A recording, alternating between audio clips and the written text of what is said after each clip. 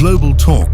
அன்புள்ள நேயர்களுக்கு ஏக இறைவனின் சாந்தியும் சமாதானமும் உண்டாவதாக. அமெரிக்காவுக்கும் ஈரானுக்கும் இடையில் மிக கடுமையான மோதல். நான் சொல்லி தெரிய வேண்டிய அவசியமில்லை. நீங்க அநேக ஊடகங்களில் கேட்டிருப்பீங்க. ஈரானோ நேற்று பதிலடி தாக்குதலை கடுமையாக வழங்கியது. ஓமான் மீதும் பதிலடி தாக்குதல் வழங்கிச்சது. ஓமான் ஈரானோட ஒரு நட்பு நாடு. ஓமான் கோவித்துக் கொண்டார்கள். முதல் தாக்குதல் ஓமானில் நடந்த சில முதல் தாக்குதல் ஈரானுக்கு எதிரான ஒரு சதி என்று ஈரான் தெரிவித்திருந்தது. இரண்டாவது முறை நடத்தப்பட்ட நேற்று நடந்த தாக்குதல் அதனை நாங்கள் தான் நடத்தினோம், ஓமானுக்கு எதிராக நடத்தப்படவில்லை, அமெரிக்காவுடைய மையங்கள் எதிராகவே நடத்தப்பட்டது என்று வளைகுடாவில் ஈரானோடு சகோதரத்துவமாக செயற்படும் ஓமானுக்கு அறிவித்தது. இதன் மூலம் என்னென்று சொன்னா, எதிரி வந்து எந்த இடத்துல ஒளிந்தாலும், தனது நண்பனுக்கு பின்னுக்கு ஒளிந்திருந்தாலும் அந்த இடத்தை நான் தாக்குவேன் என்று தாக்கியது போல இது போல ஈரான் நேற்று பரவலான தாக்குதலை வளைகுடாவில் நடத்தியது. அது சம்பந்தமான தகவல்கள் நிச்சயமாக அந்த பரபரப்பு தகவல்களை நீங்க கேட்டிருப்பீங்க. இருந்தாலும் ஈரான் நடத்தின தாக்குதலை பற்றி சுருக்கமாக சொல்றேன். கத்தார்ல நடத்தப்பட்டது. கத்தார்ல இருக்கிற அமெரிக்காவுடைய ராணுவ தளங்கள் மற்றும் பஹ்ரைன்ல இருக்கிற அமெரிக்காவுடைய 5வது படைத்தளம் மற்றும்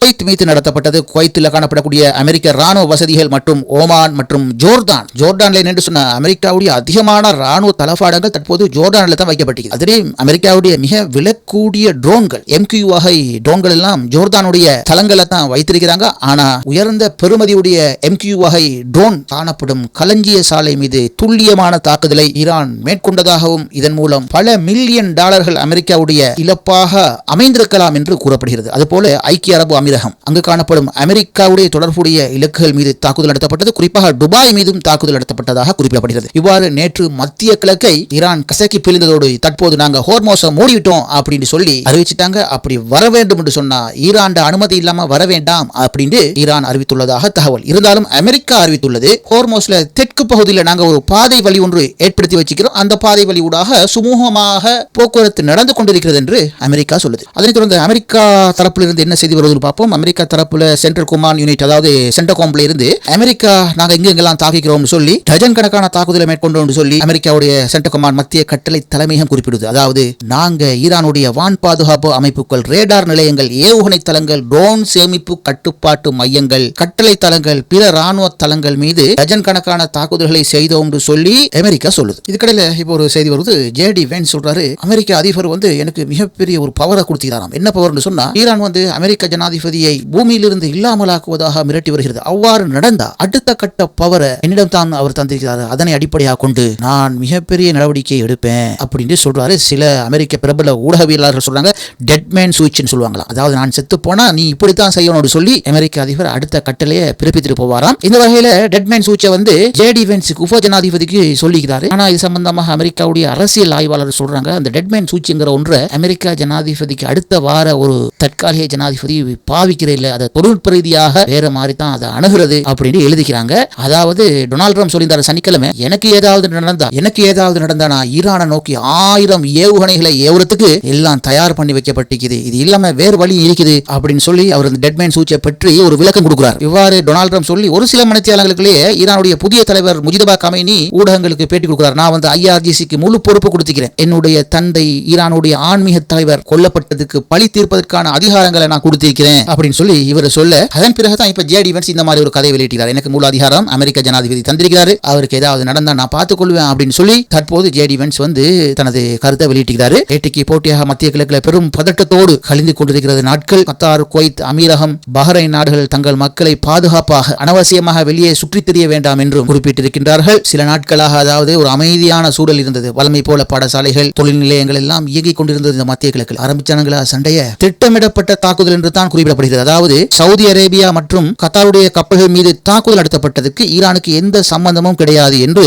ஈரான் தெளிவாகவே குறிப்பிட்டுள்ளது. இதனை சாட்டாக பயன்படுத்தித்தான், அதாவது ஈரான் தாக்கிட்டு என்று சொல்லி சாட்டாக பயன்படுத்தித்தான் தற்போது அமெரிக்கா ஈரான் மீது தாக்குதல் நடத்த, ஈரான் அமெரிக்காவுடைய இலக்குகள் மீது தாக்குதல் நடத்த, இப்ப மத்திய கிழக்கு பெரும் பூகம்பத்தில் மாட்டிக்கொண்டு அடுத்தது என்ன செய்யறேன் அப்படின்னு தெரியாத ஒரு நிலைமை இப்போது இருந்து கொண்டிருக்கிறது. ஹோர்மோஸை மூடிட்டாங்க, பெட்ரோலோட விலை உயர்ந்திருக்கிறது. இப்போது அதோட தாக்கம் நமக்கு புரியல. ஆனா இன்னும் சில காலம் போனா பெட்ரோலின், எரிபொருளின் விலை என்னாகுமோ என்று, அதன் மூலம் பொருட்களின் விலை என்னாகுமோ என்ற ஒரு நிலை மறுபடியும் உருவாகிவிட்டது. ஆனா இவ்வாறெல்லாம் நடக்கலாம். டொனால்ட் ட்ரம்ப் சொல்றாரு, இந்த பேச்சுவார்த்தை வாசல் திறந்தே இருக்குது அப்படின்ற வேறையா சொல்றாரு. தகவல் அடிப்படையில் பார்க்கும் போது சகோதரர்களே, இதுக்குள்ள அதிகமான சதிகள் தான் மறுபடி இந்த யுத்தம் மூண்டதற்கான காரணம் என்று சமூக ஊடகங்களில் பேசுறாங்க. இஸ்ரேலுக்கு ஒருபோதும் விருப்பம் கிடையாது. இப்ப மத்திய கிழக்கு குறிப்பாக ஈரான் அமைதியாயிருக்கிறது. நாங்க ஈரானுடைய பலத்தை, குறிப்பாக அணு ஆயுத பலம், ஏவுகணை பலத்தை, அமைதி கிடையாது என்பதை அடிக்கடி அங்க உள்ள அரசியல்கள் பேசி வருவதை, வெளிப்படுத்தி வருவதை நாங்கள் காணக்கூடியதாகிறது. அதுல விளைவுகள் தான் தற்போது மறுபடியும் மத்திய கிழக்கு பற்றி எரிகிறது. இது இவ்வாறு ஈரான் ஒரு தெளிவான ஒரு செய்தியை வெளியிட்டிருக்கிறது. அதாவது ஒரு லிஸ்ட் ஒன்று வெளியிட்டிருக்கிறது. என்ன லிஸ்ட் தெரியுமா? ஈரானுடைய ஹிட் லிஸ்ட். ஈரானுடைய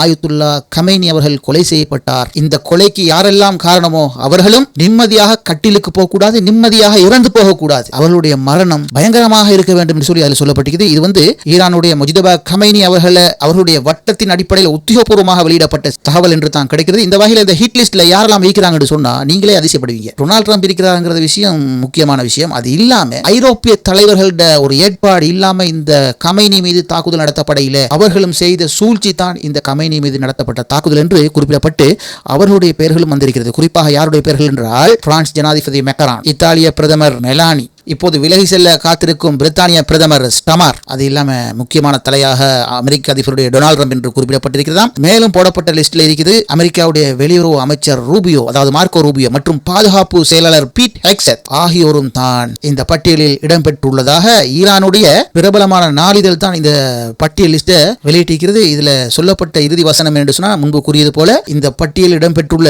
குற்றவாளிகள் அனைவரும் தங்களது படுக்கையில் நிம்மதியாக மரணத்தை காண மாட்டார்கள் அப்படிங்கிற முஜ்தபா கமேனி அவர்கள் பகிரங்கமாக எச்சரித்துள்ளதாக இந்த நாளிதழ் விவரித்துள்ளது. இந்த செய்தி ஊடகங்களில் பிரபலமாக பேசப்பட்ட ஒரு தகவலாக காணப்படுவது அரசன் அன்று கொள்வான், தெய்வம் நின்று கொள்ளும் என்பது போல இப்போது இஸ்ரேல் பிரதமருடைய நிலை கேள்விக்குறியாகி வருகிறது. வரலாற்றில் முதல் முறையாக நெத்தன்யாஹுக்கு காத்திருக்கும் சிறை என்று சொல்லி ஒரு தகவல் வந்துள்ளது. அது என்னென்று சொன்னா, தற்போது இஸ்ரேல் போரை நடத்தி கொண்டிருக்கிற பெஞ்சமின் நெத்தன்யாஹுக்கு இப்ப வாழ்வா சாவா என்ற ஒரு கடைசி கட்டம் மிக மிக அண்மித்து விட்டதாகவே குறிப்பிடப்படுகிறது. எதிர்வரும் அக்டோபர் 27 2026 நாடாளுமன்ற இஸ்ரேல் தேர்தல் நடைபெற உள்ளது. பல்வேறு காரணங்களை சுட்டி இஸ்ரேல் பிரதமர் நெத்தன்யாஹு தன்னுடைய பதவிக்காலம் தீர்ந்த பிறகும் அவசர கால அடிப்படையில் தேர்தல் நடத்தப்படாமல் நீடித்துக் கொண்டே இருந்ததாகவே தகவல் தெரிவிக்கிறது. இதனைத் தொடர்ந்து தற்போது அக்டோபர் 27 இஸ்ரேலுடைய செனட் தேர்தல், செனட் என்பது இஸ்ரேலுடைய பாராளுமன்ற தேர்தல் நடைபெற உள்ளது. இவற்றுக்காக 120 உறுப்பினர்கள் நாடெங்கிலும் போட்டியிடுவார்கள். அவ்வாறு போட்டியிடும் போது 61 உறுப்பினர்கள் இடங்களை ஆளும் தரப்பு கட்சி வெற்றி பெற வேண்டும். அப்படி அல்லாவிட்டால் ஒரு 45-50 பெற்றால் இன்னும் ஒரு 10-11 சிறிய கட்சிகளிடம் இருந்து சேர்த்து ஒரு கட்சி ஆட்சி அமைக்கும். இஸ்ரேலை பொறுத்தவரையில் தனியே ஒரு ஜனாதிபதி தேர்தல் என்று ஒன்று நடக்கிறது கிடையாது. அங்கு பிரதமருக்கு தான் பவர். எந்த கட்சியில் அதிக சீட்டு கிடைக்கிறதோ அந்த கட்சி ஆட்சி அமைத்தால் அந்த கட்சியுடைய தலைவர் தான் நாட்டுடைய பிரதமராக இருப்பார். பின்னர் ஆளும் கட்சியுடைய அதிகாரம் மற்றும் எதிர்கட்சியுடைய ஒத்துழைப்போடு ஒரு ஜனாதிபதி பாராளுமன்றத்தில் தெரிவு செய்யப்படுவார். இந்த வகையிலே 120 61 இடங்களை பெற வேண்டும். இந்த நெத்தன்யாவுடைய கட்சி 61 இடங்களை பெற்று ஆட்சியில் இருக்கவில்லை. அதெல்லாம் சின்ன கட்சிகளை சேர்த்துக் கொண்டுதான் நெத்தன்யாவுடைய கட்சி ஆட்சியில் இருந்தது. ஆனால் இப்போது இந்த நெத்தன்யாஹு செய்த பல்வேறு வேலைகள், என்ன வேலைகள்?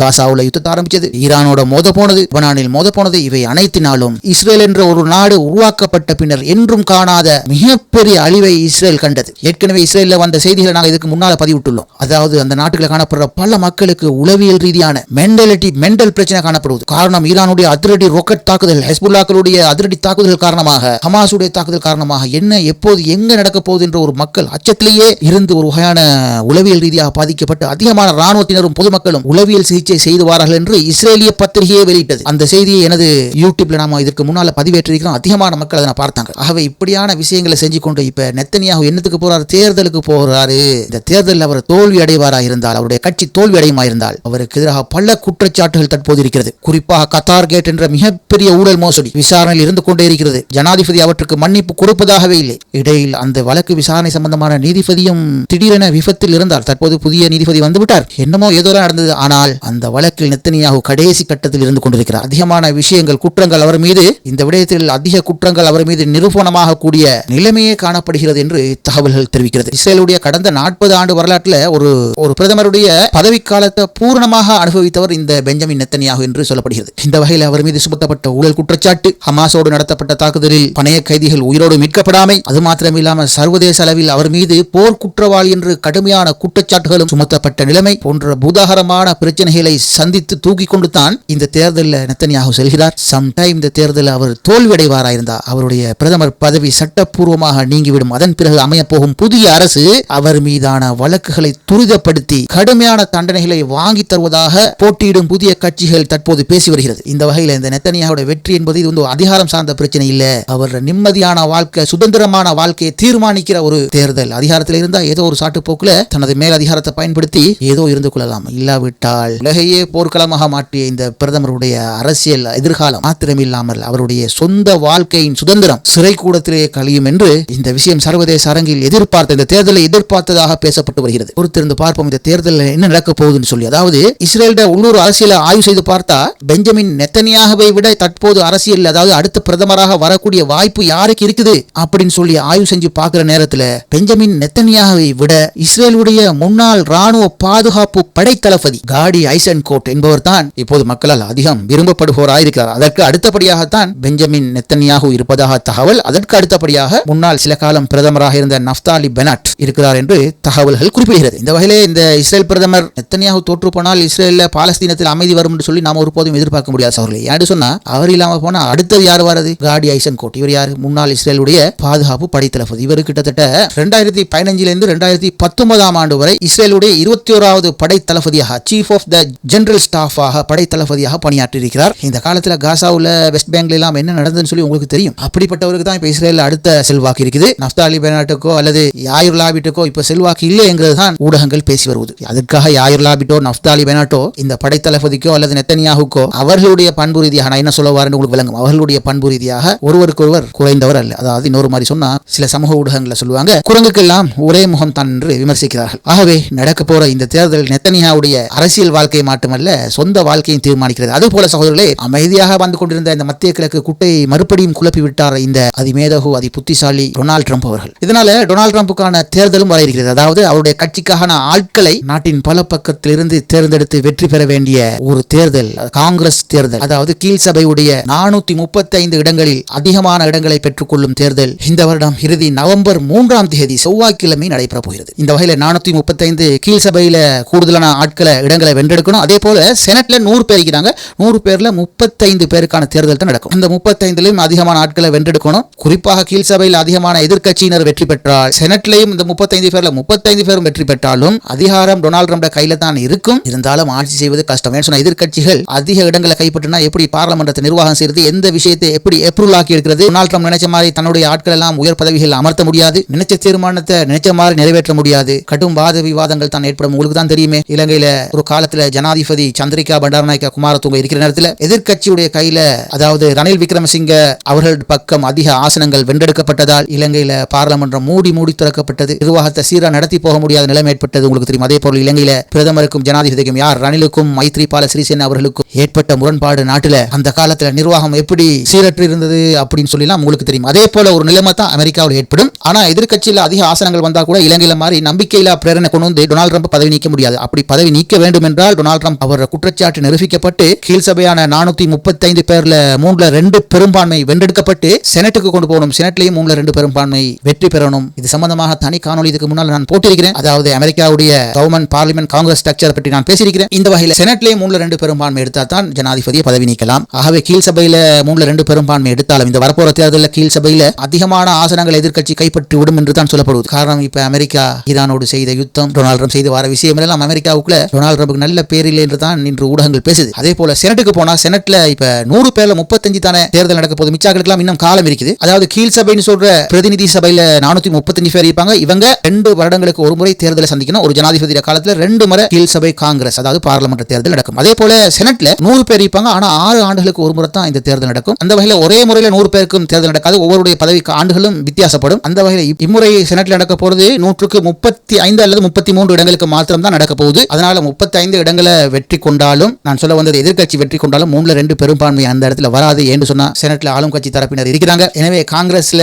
கீழ் சபையில 3/2 பெரும்பான்மை ஜனாதிபதிக்கு எதிராக குற்றம் பிடிக்கப்பட்டு அது நிறைவேறி வாக்கெடுப்புக்கு சென்றாலும் செனட்ல வெற்றி பெற முடியாது. இருந்தாலும் எதிர்க்கட்சிகள் அதாவது எதிர்க்கட்சி அமெரிக்காவில் ஜனநாயக கட்சி 2 கட்சி தான் இது. ஒன்று குடியரசு கட்சி, அடுத்து ஜனநாயக கட்சி. எதிர்க்கட்சி ஜனநாயக கட்சி ஆட்சியை பிடித்தாலும் குடியரசு கட்சியான டொனால்ட் ட்ரம்புக்கு சிக்கலாகத்தான் இருக்கும். ஆனா ஆட்சியை கொண்டு போகலாம். ஒரு இறுக்கமான இதற்கு முன்னர் சொன்னபடி இலங்கையில் இருந்த மாதிரி ஒரு குழப்பமான ஒரு சுமூகமான இப்படியான ஆட்சி செல்வது சிக்கலாகத்தான் இருக்கும் அமெரிக்காவில் என்று சொல்லி ஊடகங்கள் பேசுது. இப்படி ஆட்சி போனா டொனால்ட் ட்ரம்புக்கு தன்னுடைய அதிகாரங்களை பயன்படுத்துவது மிக சிரமமான ஒன்றாகத்தான் இருக்கும். இதனால சம்டைம் இந்த மத்திய கிழக்கு மற்றும் காசா மீதான அமெரிக்காவுடைய பிடி தளர்வடையக்கூடிய வாய்ப்புகளும் உள்ளது. இஸ்ரேல் மாத்திரம் தனித்து மிச்சப்படுவான். இஸ்ரேலில் வர இருக்கிற பிரதமர் அடுத்தது என்ன செய்ய போறார் என்று பொறுத்திருந்து பார்ப்போம். சரி சகோதரர்களை, மீண்டும் அடுத்த தகவலோடு மறுபடியும் சந்திப்போம். இது குளோபல் நூலகத்துடைய குளோபல் டோக் நிகழ்ச்சி.